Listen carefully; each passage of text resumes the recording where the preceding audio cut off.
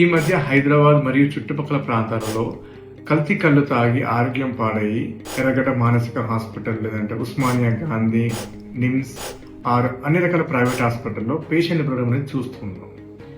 ఈ కల్తీ కళ్ళు అంటే నార్మల్గా వీళ్ళు తాగే కళ్ళులో కొన్ని మత్తు పదార్థాలు లైక్ క్లోరాల్ హైడ్రేట్ ఆర్ డైజపమ్ ఆర్ అల్ప్రజోలం వీటిని మత్తు పదార్థాలు అంటారు. ఇవన్నీ కలుపుతున్నారు. దీనివల్ల నార్మల్గా కళ్ళు తాగడం వల్ల వచ్చే వ్యసనం కన్నా ఈ మత్తు పదార్థాల వల్ల వాళ్ళ వ్యసనం యొక్క తీవ్రత చాలా పెరిగిపోతుంది. ఇలా పెరగడం వల్ల బ్రెయిన్లో కొన్ని రసాయన మార్పులు జరుగుతాయి. ఇలా కల్తీ కళ్ళకు బానిసైన వాళ్ళు ఎప్పుడైనా 1-2 రోజులు కళ్ళు తీసుకోకపోవడం వల్ల వాళ్ళ బాడీలో కొన్ని రకమైన మార్పులు జరుగుతాయి. దానివల్ల కాళ్ళు చేతులు వణకడము, నిద్ర పట్టకపోవడము, గుండె ఫాస్ట్గా కొట్టుకోవడము, బీపీ పెరిగిపోవడము, చెమటలు పట్టడము, కడుపులో తిప్పినట్టు కావడము, చాలా బరువుగా అనిపించడము ఇలాంటి లక్షణాలు వస్తుంటాయి. కొంతమందికి కల్తీ కళ్ళు 2-3 రోజులు తీసుకోకపోవడం వల్ల ఫిట్స్ వచ్చేస్తుంటాయి.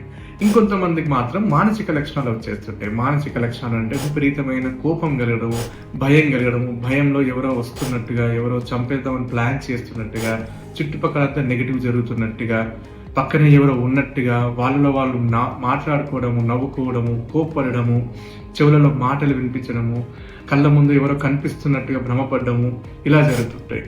ఇంకొంతమంది మాత్రం నైట్ అవుతున్నా కానీ పగలవుతున్నట్టుగా, బంధువుల్ని చుట్టుపక్కల వాళ్ళని గుర్తుపట్టలేకపోవడం ఇలా కూడా జరుగుతుంటాయి. సో ఈ లక్షణాలని కాంప్లికేటెడ్ విత్డ్రాల్స్ లేదంటే డెలీరియం అని అంటాము. ఈ డెలీరియం లేదంటే ఫిట్స్ రావడము అనేది ఒక మెడికల్ ఎమర్జెన్సీ. ఎందుకంటే ఈ లక్షణాలు ఉన్న వాళ్ళని ట్రీట్మెంట్ ఇవ్వకపోతే 20% వరకు చనిపోయే అవకాశం ఉంటుంది.